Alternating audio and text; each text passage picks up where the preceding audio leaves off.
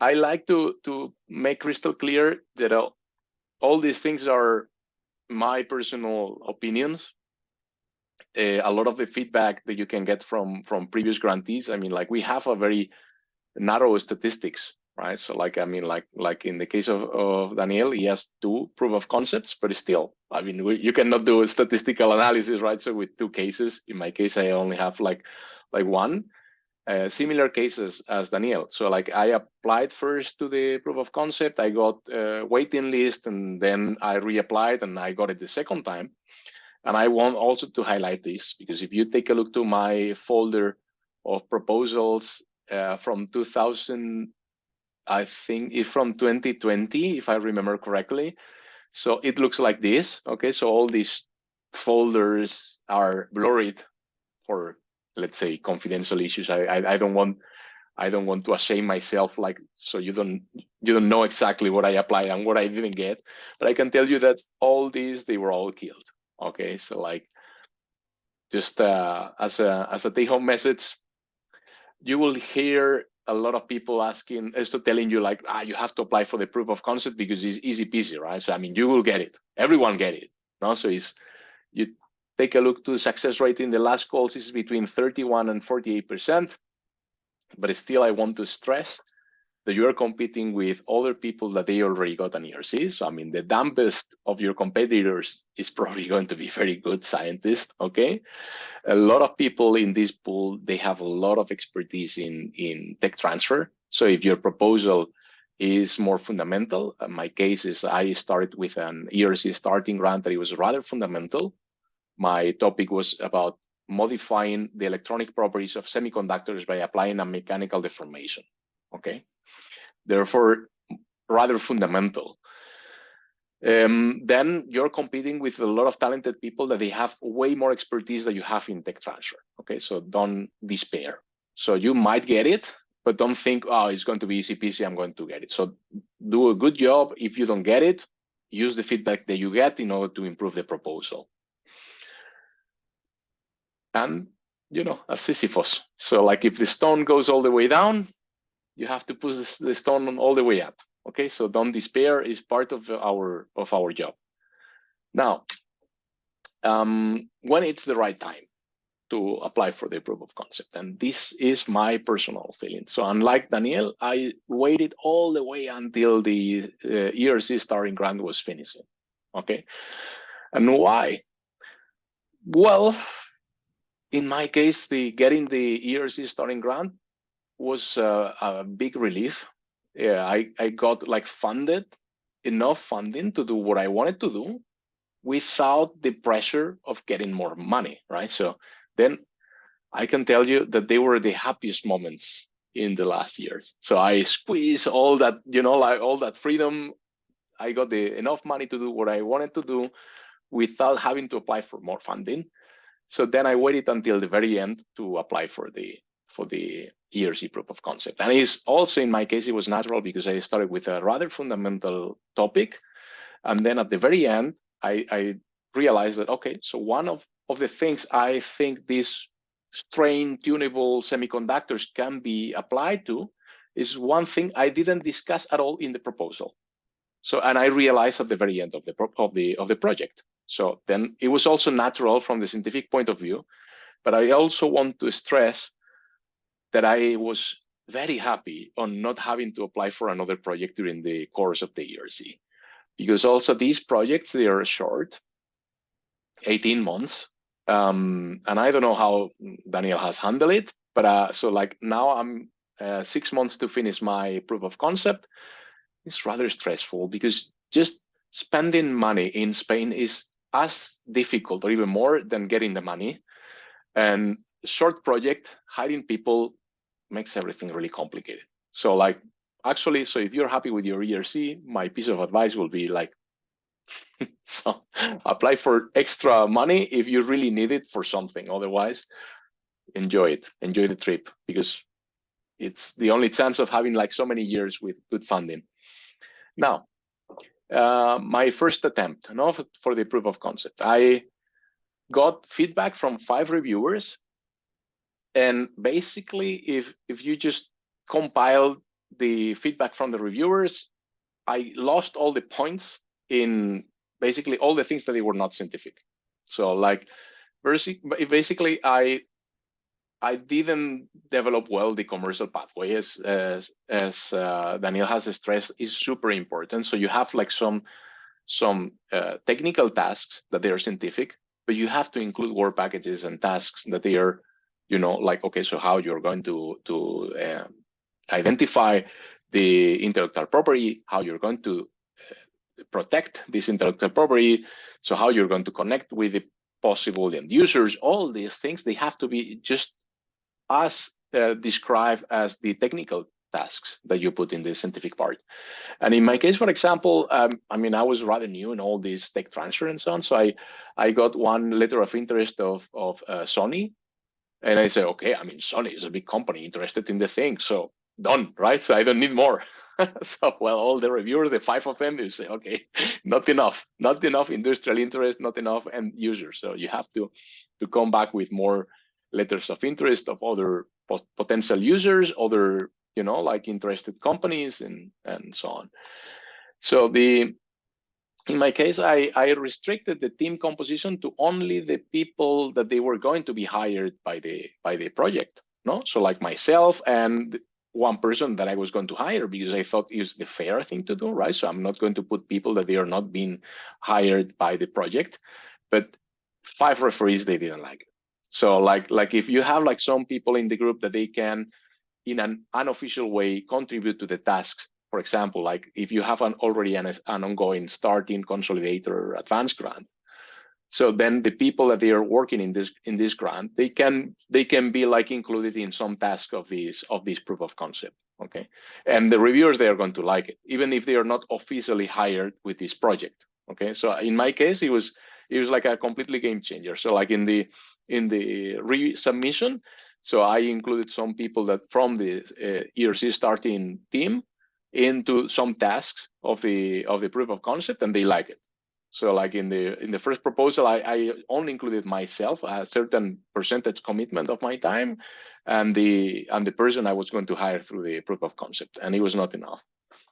And then, so I based all the novelty in the scientific aspects of the technology I was proposing, and the reviewers, they were missing what was the industrial state of the art. Okay, so like what are the potential, let's say, in industrial competitors, as Daniel has said. No, so what are the other technologies out there, and how this technology you propose is different from the other technologies and advantages with the other technologies. I was basing the novelty on the physical phenomena underneath the technology and not the technology itself, right? So in the first trial, in the first attempt, the main mistakes I made is to write it as a normal scientific grant. And I was missing all these work packages of tech transfer and so on, but also I wrote it more as okay, I'm going to develop the physical phenomena that I found out. No? And I realized that is not what other people do. And then the way I learned about like, okay, what the reviewers wants to read, it was stalking people in Cordis. I think I'm going to use this Cordis stalking kind of concept because it's important. So you just go to Cordis, you find ERC starting consolidators and so on of topics that you're, let's say, familiar with, people that you know. And if you know that these people, they have gotten a proof of concept grant, then you stalk them to see what their proof of concept is about. And then you can make the connection. So they started with this project, they got the proof of concept on this one. They started with this consolidator grant, they got a proof of concept with this. And then you can kind of like get an idea of, okay, so this is how it works, right? So this is what they want to.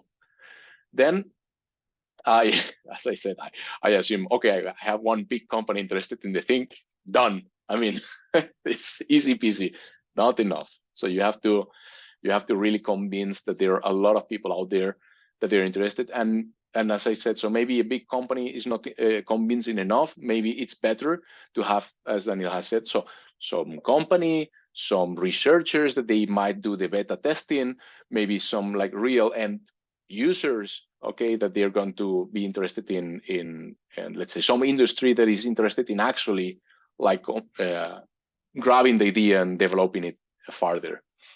So in my case, I have a really weak intellectual property narrative. Like I just have the typical paragraph that, okay, so if I identify something that is worth protecting, I will discuss with the tech transfer office in the institution, and they know the stuff, no? And it was more important to indeed add some like timeline of, so in which moments you're going to have meetings with the tech transfer office, so which are the possible pathways. So there are way more other ways of protecting intellectual property, not just patenting. So like all these things, it's not necessary to make a super, lengthy discussion about it, but it has to be a text that they understand that you know what you're doing. Okay, so one of the main problems with these kind of grants is that the text is going to be super short. Okay, so you have to write a proposal. I don't remember it. I think it's 10 pages, if I remember correctly, the whole thing. So then we are going to tell you a lot of things, and then when you start typing, you say, okay, there is not enough space to put all these things. So that is the main challenge. Okay, so but has to be like this text has to be clear for the reader, for the reviewer, that is not just a copy paste text that you don't know anything about intellectual property and so on. You just copy it from other, no. So it has to be clear that you know what you're doing. In my case, I have in the first proposal, a lack of quantitative market analysis, no, and is what Daniel has said. I mean, like you have to just make a brief search online about like, okay, so like this market, what is the estimated size of this market in this amount of years? Within this big market, what is the specific submarket I'm targeting? So an estimation of how big is this submarket, and out of this submarket, okay, my application can get, in the best case scenario, a percentage of whatever number of percentage of this submarket. No, so in order to get an idea that, okay, that you have done your homework. Okay, and in my case, I did a lot of emphasis in the high risk science instead of the high gain market or impact, high gain impact. No, that is most likely the most important thing in this kind of grants. Then some little tips that I can give you is that feedback. I mean, so this is a completely different kind of grant. So like the more you can discuss with other people that they passed already through this, the best. Okay, so if you have in your environment somebody that has passed already through a proof of concept, share with them and ask for feedback. Always taking into account that what I said at the beginning, all of these are going to be personal opinions. We have a very limited statistical analysis of like the amount of grants that they're good, the amount of grants that they're bad. So you take the feedback and you do whatever you feel with it. So if you like it, you take it. If you don't like it, go ahead with your thing. And one thing that I'm using a lot in the last years for feedback is using language models for getting the weaknesses of my proposals. And it works surprisingly well. So like there is one point in where you write the thing and you get so Stockholm syndrome, that you say, okay, so this is good. I mean, it's my idea, it's my baby, it's good. And you don't see the weaknesses. And then you pass it through something as simple as ChatGPT, and ChatGPT says, you didn't think on this, that, and that, and those are really weaknesses on your proposal. Works like a charm, I have to say. And okay, so I tried, didn't make it.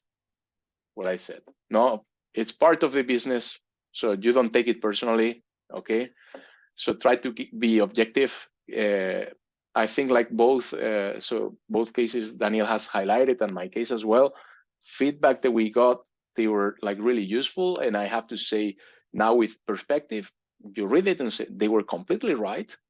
I improved what they asked and I got it afterwards. So my advice on that, it will be try to be objective. Don't get hot, angry about, oh, I got rejected. Use the feedback to improve the proposal and try again. Okay. And well, so it's important also to see that sometimes you get this feedback that says, hey, everything is fine, but you don't get it. Okay. When that thing happens, it is easy to get driven away and hot angry. But remember that a lot of times what happens is simply context. They were in this call, there were like way too many applicants, and therefore you might have a good proposal that has no strong weakness, but didn't make it because the other ones, they were just simply a little bit better. And that's bad luck. And sometimes it happens. Okay, so that is also important to take into account, and don't get angry with the reviewers.